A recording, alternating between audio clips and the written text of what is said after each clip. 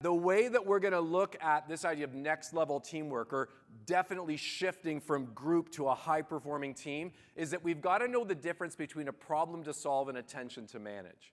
You know, a problem to solve requires either or thinking. It's this or it's that. And the assumption with problem solving is that there's a right answer.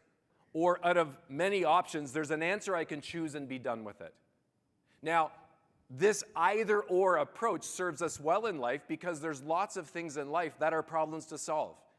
You know, am I going to take this job opportunity or not?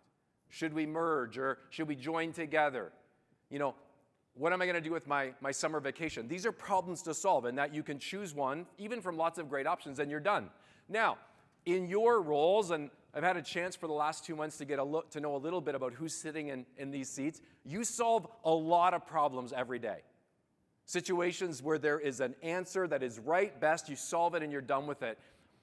This is a critical element of your skill set. I will challenge you, though, that when it comes to teamwork, when it comes to really moving from a group to a team, we sometimes have to move beyond what I would call simple problem solving. You know, this is where people say, well, just give me the answer. Give me the 5 steps or the 7 habits. And I'd say, I could, it just won't work.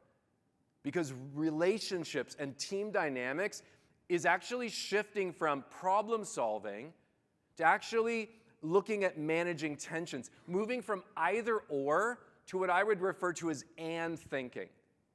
You know, this is the ability to recognize that there may be multiple right answers. It's not this or that, it's this and that.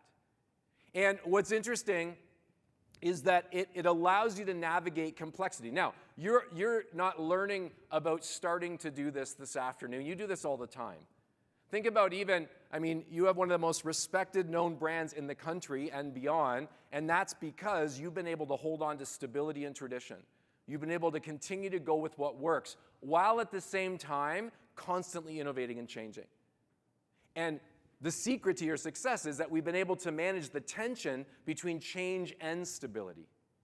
You know, outside of that, you know, some of you came off a season where you maybe had a little bit of time off over the holidays. You were able to rest and recover.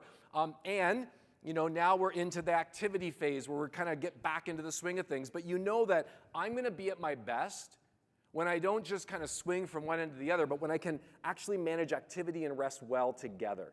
Same with work and home. People publish books every week on how to solve the work-home dilemma. Don't buy them. Seriously, because if there was a solution, none of us would deal with that.